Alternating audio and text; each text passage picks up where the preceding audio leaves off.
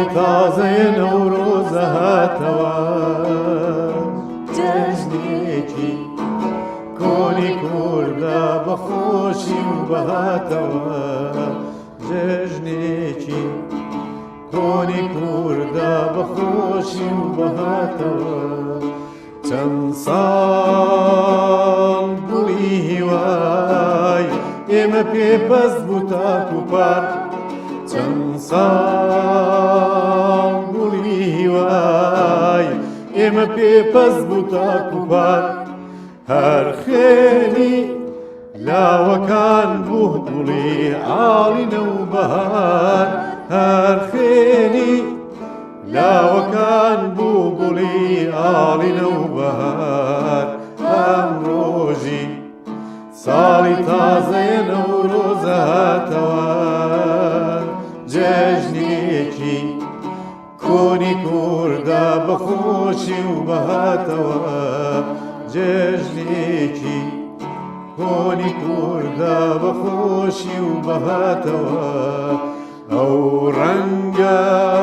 سوورە بوو کە لاسۆی بڵندی کورد ئەو ڕەنگە سوورە بوو کە لاسۆی بڵندی کورد موژدەی بەیانی بۆ گەلی دوور و نزیکە برد موژدەی بەیانی بۆ گەلی دوور و نزیکە برد ئەم ڕۆژی ساڵی تازەیە نەورۆزە هاتەوە جەژنێکی کۆنی کوردە بەخۆشی و بەهاتەوە جەژنێکی کۆنی کوردە بەخۆشی و بەهاتەوە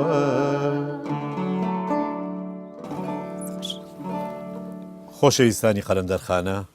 ئەم کاتە و هەموو کاتێکتان شاد خۆشەویستان لەم ئەڵقەیە و لەم دیمانەی قەلەندەرخانەیە بەرنامەیەکی تایبەتان پێشکەشەکەین بە جەژنی نەورۆز و بە کاریگەری نەورۆز و ئەدەبیات و شیعر و کەلتوری کوردی لە جەژنی نەورۆزدا تا پێتان بگەێنین شاعیران و ئەدیبان و ڕۆشنفکرانی کورد چیان و تۆ دەربارەی نەورۆز و چی هەیە تا ئیستا تا ئەم ڕۆژە کە نووسرا بێت ئەم بەرنامەیە لەگەڵ هاوکارم خەندەخان پێشکەشە بە ئێوەی ئازیز و هەروەها برای مۆزیسیان کاکە ئامانج غازی ئامادەیە لەگەڵمانە بە ئامێری عود و چلۆ بەخێر هاتی کاکە ئامانج خۆشەویستان نەورۆزتان شاد بەهار و سەیران و خۆشیتان شاد خۆشەویستان بێگومان دوای سەرمایەکی سەخت و زستانێکی سەخت ئەمە یەکەم جارە بەرنامەی قەلەندەرخانە لە قۆزاقی چوار دیوارەکان بینی لە دەرەوە و بینە ناو بای وەشت و سروشتەوە و بەرنامەکەتان پێشکەش بکەین بە هیوای ئەوەی کە بتوانین هەناسەیەکی شاعیرانە بە ئێوەی ئازیز بەخشین و چەند شعرێکی شاعیرانی کوردتان پێشکەش بکەین خۆشەویستان یەکەمین شاعیری کورد کە لە ئەدەبیاتی کوردیە تا ئیستەلامان مابێتەوە شاعیری گەورە ئەحمەدی خانیە کە دوو جار ناوی نەورۆزی هێناوە لە داستانی مەموزیندا پێمان باشە بەو چەند کۆپ لە شیعرەی شاعیری بەرز شاعیری گەورە ئەحمەدی خانی دەست پێ بکەین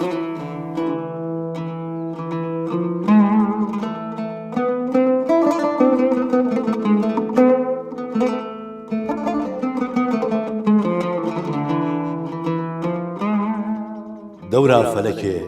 ji بەختێ فەیروز دیسان کنومە ژنوڤە نەوروز مەبنی لوی عادەتێ مبارەک شەهری و سپاهیان بجارەک باژێر و کەلات و خانی بەردان تەشبیهێ بنەژدەیان و جەردان سەف سەف دمەشینە کۆه و دەشتان ڕەف دەخشینە سیر و گەشتان أصناف صغار وكبار قطع ظنما الشهر ديار هندك ببيايي شون باغان هندك بسواري شون راغان هندك بتبايي وبكسرت هندك بهضالي وبوحدة رابونوا خانم وخواتين وان جتجي قل كرن بساتين حوران کرە مەسەکێ خوە جەنەت بێپەردە و بێمەلال و میnnەت. هەروە ئەحمەدی خانی لە شوێنێکی تریشدا باسی نەورۆز دەکات و دەڵێ ڕۆژە کوو دەبوویە عید و نەورۆز تەعزیم ji بۆ دەما دلەفروز سەحرا و چەمەن دکردنە مەسکەن بەیدا و دیمەن دکردنە گوڵشەن خاسما غەزەب و خاسما عەزەب و کچێت باکر القسە جەواهرێت نادر تێکدا دموزەیەن و مولەبەس ذێکرا لتەفەڕوجێ مرەخەس لێکین نە بتهمەت و بمنەت بەلکی بتەریقێ شەرع و سونەت. دەم خۆش کاک حەمیدیان. زۆر سپاس بۆ ئێوەش. نازانم خەندەخان تۆ چی پێیە؟ بەڵێ منیش بە ناوی خۆمەوە پیرۆزبایی نەورۆستان لێ ئەەکەم و بە خێراتنی مامۆستا ئامانجیش ئەەکەم. بێگومان شاعیران زۆر شعری جوانیان لەسەر نەورۆز و لەسەر بەهار و لەسەر جوانی سروش نووسیوە. یەکێ لەو شعرە جوانانە شعرێکی ئەخۆلە بە ناونیشانی بەهارم هاتەوە. گەر مامۆستا ئامانج هاوکارم بێ پێم خۆشە ئەو شعرە بخوێنمەوە. ئەخۆل لە شعری بەهارم هاتەوە دەفەرموێ بەهارم هاتەوە یاران عەجەب شیرین بەهارێکە بە خونچە سوور بووە سەحرا بە گوڵ سیمی نەوزارێکە دەمێکە مات و خامۆشە لەبەر بێ بولبولی گوڵزار ئەوە ئێستا کە خۆشوانە لەسەر چڵ عینی تارێکە تەماشای چیمەن و سەحرا بە شۆخ و دلبەران ڕازە کە هەر یەک نازەنینێکی وەکو سەر و چنارێکە برا بڕوانە ئەترافت چیا وەک شاه و شاهنشا لەسەریا تاجی بەفرە تەموو تەنکە غوبارێکە بەیانیش ڕۆژ کە پەیدا بوو لەسەر تەوقی سەری هەڵدێ قەمەر وەک نەجمەکەی شانی شەماڵی شینە سارێکە لە هەر لایەک تەماشاکەی هەزاران دڵ ئەبێ ئەحیا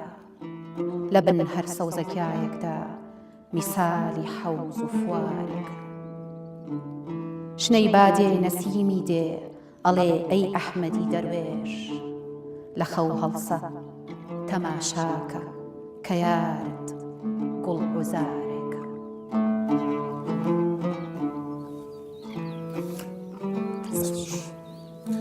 من بەم شعرە شعرێکی تری ئەخۆلم بیرکەوتەوە کە لە شینی پیرەمێردا نووسیوێتی. دارە ئێمە زانین کە زۆربەی جەژنەکانی نەورۆز لە شارەکانی لە شاری سلێمانی و لە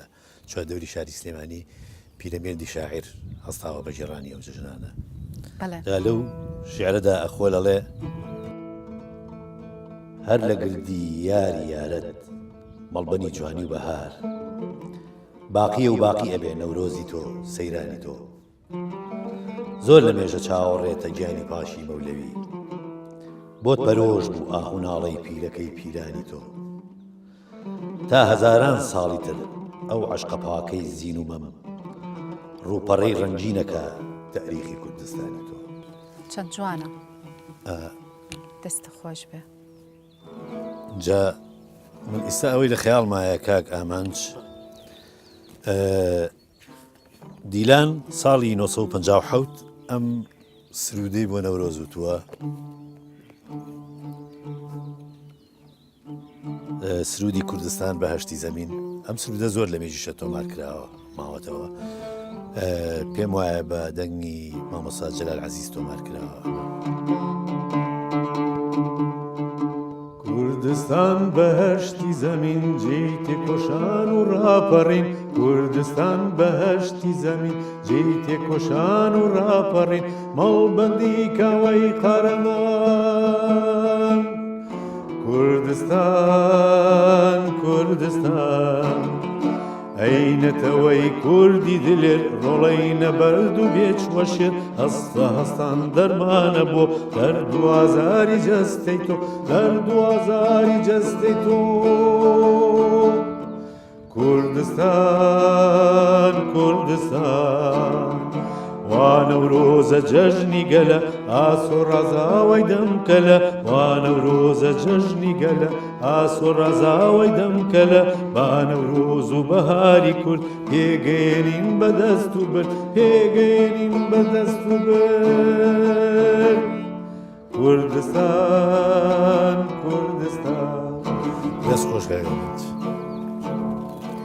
دەم خۆش کاک حەمیدگیان دیارە زۆربەی شعرەکان ئاوازیان بەبەرا کراوە و کراون بە گۆرانی من بەر لەوەی کە ئەم گۆرانیە بڵێم حەز ئەەکەم چیرۆکی ئەم گۆرانیە بگێڕمەوە چۆنی بووە کاتێک شێرکۆی نەمر لە بەغا ئەگەڕێتەوە ئەوێ دیارەک بۆ خێزانەکەی بکڕێ جاتیدا ئەم شعرە ئەنووسێ لەسەر ڕێگەی گەڕاناوەم چی بێ دیاری سەردانەوە دیارە هونەرمەند داناغەنیش کردوێتی بە گۆرانی کاک حەمید وەکو ئاگادار بی کێ ئاوازی بۆ داناوە پێمە ئاوازی کاروان عوسمانە بالی خۆش بوو کاروان عوسمان جا ئەگەر مامۆستا هاوکارم بێت بەشێک لەو گۆرانیش ئەڵێین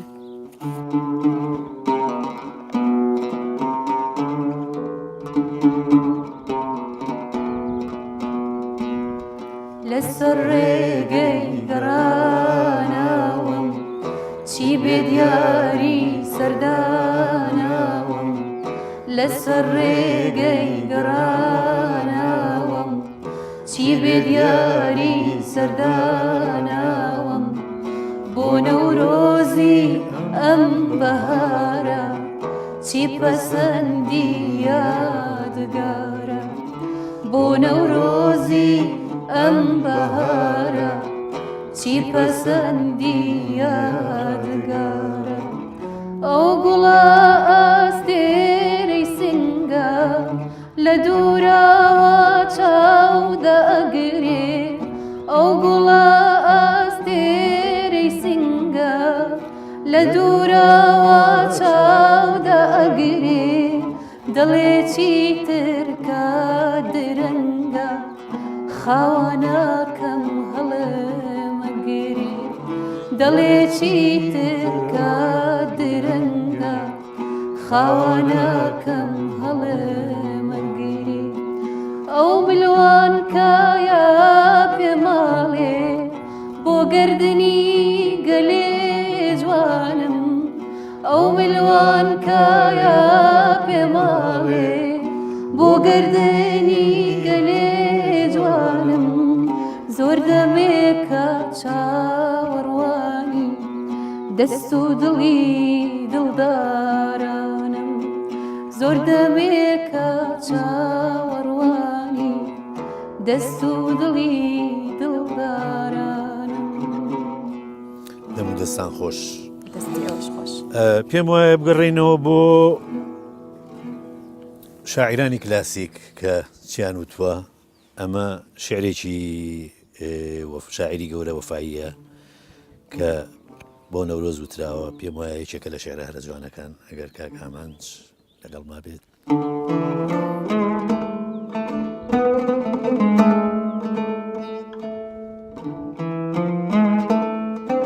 نەسیمی بادی نەورۆزی شەمیمی عەبهەری هێنا بەریدی عاشقان دیسە پەیامی دولبەری هێنا نەوید ئەی عاشقانی دڵنیگار یار هاتە سەر خەندە سەدای بولبولان دیسە درەختی گوڵبەری هێنا مەگەر ڕووی کەوتە زولف و ڕووی حەبیبم بادی نەورۆزی حیاتێکی بە دنیاداوە بۆی گوڵعنبەری هێنا بە فەتحی دڵ دەڵێ یار زولف و سینە و ڕووی وەدەرناوە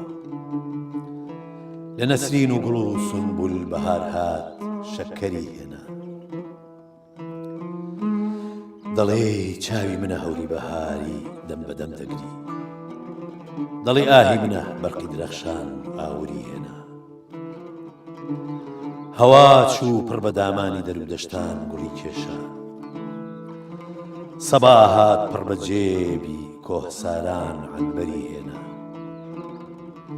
لە نێو بەزمیوەنە و شەو جۆ و کەناران لالە پەیدا بوو بە تاریکی خزر بۆ چەشمە شای ئەسکەندەری هێنا کە ئیسلامی بەهار فتوای جیهادی کافری دەیدا سنەو بەرنێزە گوڵشەن گورز و سۆسەن خەنجەری هێنا نیسارەفشان بە پائەندازی سوڵتانی بەهار هاتن سەمەندی با شەقایق ئەتڵەس و گوڵ مەخمەری هێنا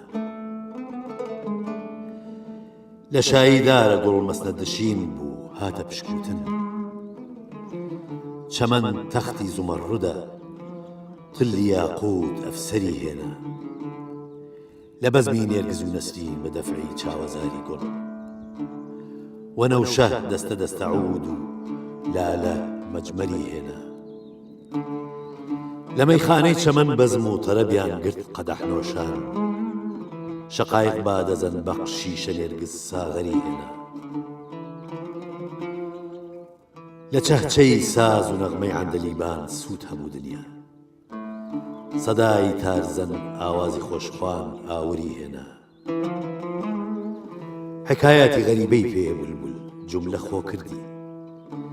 دەڵێی چاپاری ئێران ڕۆژنامەی ئەختەری هێنا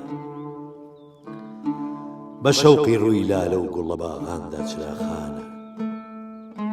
دەڵێی باخ جەنەت ئەمساڵ بەری حور و پەری هێنا لە گوڵشەندا ڕیاحین بەست و شادابی هەوای خۆش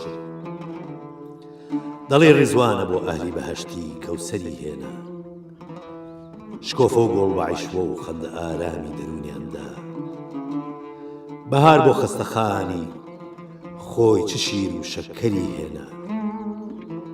بە زەرد و سوورەوە خەمڵیوە بۆ دامادی بولبول هات وەرەق موعجیز ئەرز گوڵگوونە شەونم زێوەری هێنا هەموو کەس چاوەڕوانی لێک دەکەن وەک سورمەیان دیبێ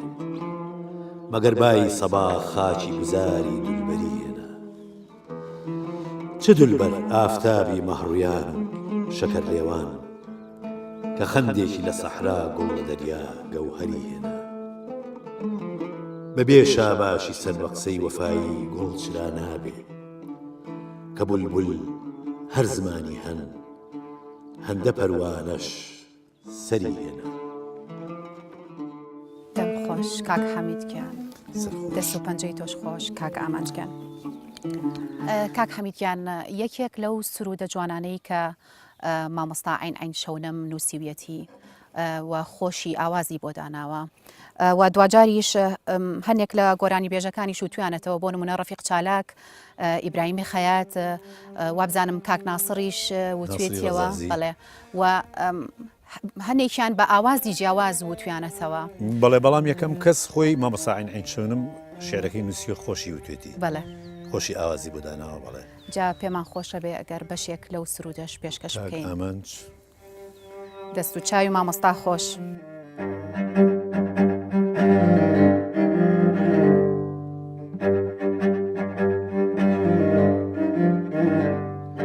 جەژنە جەژنی کوردستانە جەژنی نەورۆزە بەتیشکی ئاگر ئەنووسم جەژنە پیرۆزە جەژنە جەژنی کوردستانە جەژنی نەورۆزە بەتیشکی ئاگر ئەنووسم جەژنە پیرۆزە چاوگی ئاگر هێز و گیانمە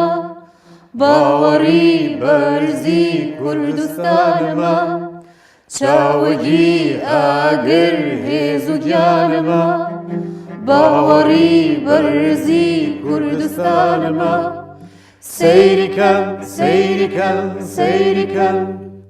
شاخ و دەشت و شار و گوندم تاوی سندووە گۆڕی مەرگی دوژمنانم لێ هەڵکەندووە شاخ و دەشت و شار و گوندم تاوی سندووە گۆڕی مەرگی دوژمنانم لێ هەڵکەندووە پڕ بەدەم بانگەکەم سەربەستی مەوێ کوردستانە جێی شێرانە ئەبێ سەرکەوێ پڕ بەدەم بانگەکەم سەربەستی مەوێ کوردستانە جێی شێرانە ئەبێ سەرکەوێ مای شانازیمە بسووتێم و نەمێنم بەڕووناکی لەشم پەردەی شەو دەدڕێنم مایەی شانازیمە بسووتێم و نەمێنم بەڕووناکی لەشم پەردەی شەو دەدڕێنم جەژنە جەژنی کوردستانە جەژنی نەورۆزە بە تیشکی ئاگر ئەنووسم جەژنە پیرۆزە جەژنە جەژنی کوردستانە جەژنی نەورۆزە بە تیشکی ئاگر ئەنووسم جەژنە پیرۆزە چاوگی ئاگر هێز و گیانمە باوەڕی بەرزی کوردستانمە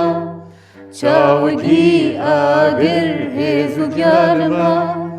باوەڕی بەرزی کوردستانمە سەیریکەن سەیریکەن سەیریکەن دەستخۆشی بۆ هەموو لایەک. شارێکی جوانی تری ئاسی کە ئەویش تێیدا وەسفی بەهارەکە گەر مامۆستا هاوکارم بێ گوڵ نەجاتی بوو لە زستان بەرگی تازەی کردە بەر لەشکری غونچە و ڕەیاحین بولبولیش هاتە خەبەر مرغی خۆشوانی تەبیعەت هاتە نەغمە و چەهچەهە وا لە ناو گوڵزاری سوڵحا تاجی عشقی نایە سەر ئیتیحادیان کرد بەجارێ لەشکری ڕێکی و بەهار تیپی فتنە و فەسڵی زستان دەربەدەر بوو بێ ئەسەر. دەست و دەمتان خۆش. بێگومان شعرێکی شێخ شێخ ساڵح هەیە کە بۆ جەژنی نەورۆز نووسیوە. ئەم شعرە خۆی چیرۆکێکی لە پشتەوەیە کە ساڵێک ئایانەوێ ئاهەنگی جەژنی نەورۆز بگێڕن لە شاری کەرکووک ڕێگەیان پێنایان و ئاهەنگەکە قەدەغاکرێت. شێخ نووری شێخ ساڵح ئەم شعرەی بۆ ئەو بۆنەیە نووسیوە. بەڵێ.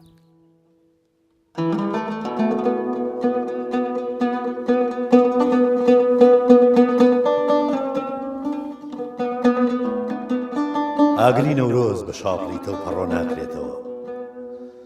زوو ببێتە خۆڵەمێش و شەوقی دابێتەوە. ئاگری نەورۆز بە گیان و دڵ ئەبێوا خۆش کرێ گەر بە خوڕدی جلە و فراتی بێتە سەر نەکوژێتەوە. هات و گەر شێتانە منعی جەژنی نەورۆزت کرا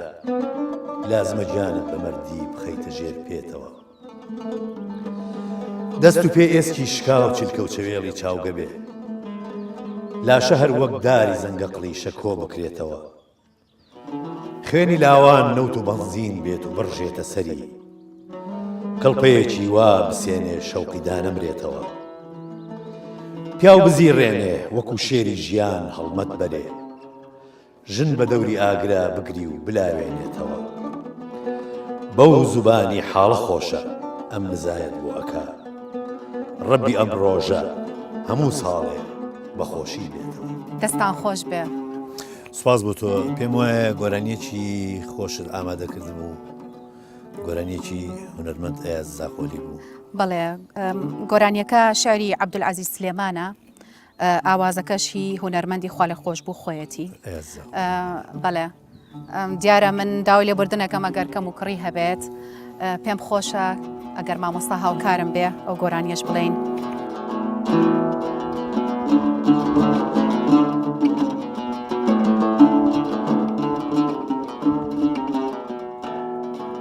نەڤرۆز هات و بگوڵ و ریحان جەژنەت مێل بیستویەکی ئەڤ نەڤرۆزە بیکە جوان ئەگری هەلکن سەرێرێکی نەڤرۆز هات و بگوڵ و ریحان جەژنەت مێل بیستویەکی ئەو نەورۆزە بیکە جوان ئەگری هەلکن سەرێرێکی یادگاریش باو باپیران وەشکاندی قەیدە زنجیرە دەرکردن ڕۆژ هەڵاتامە دیرە بن هەلکن قەتیرە یادگاریش باو باپیرە وەشکاندی قەیدە زنجیرە دەرکردن ڕۆژ هەڵاتامە دیرە بن هەلکن قەتیرە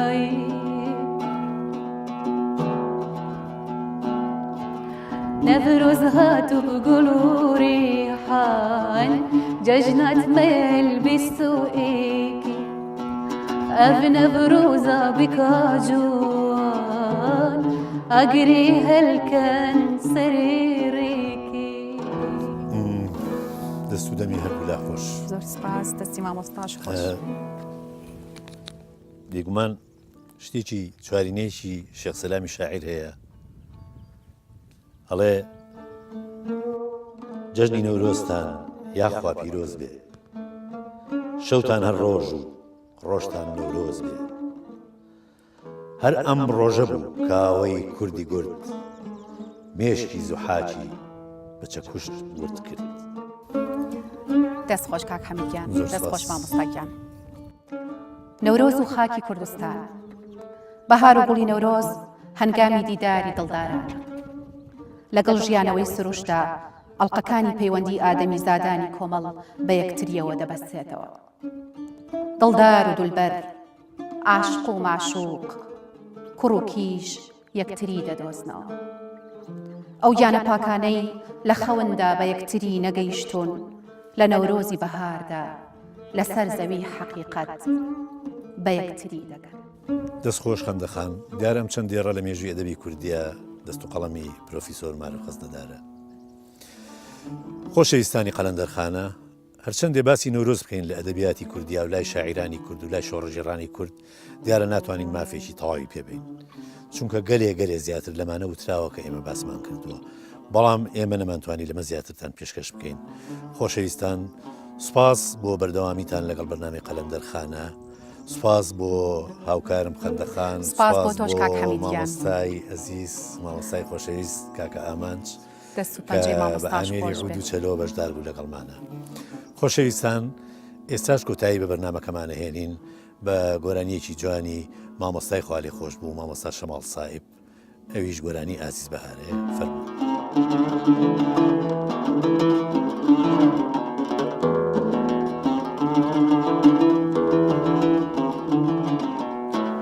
عزيز بهارة عزيز بهارة بهارش عزيز ججني دلدارة عزيز بهارة عزيز بهارة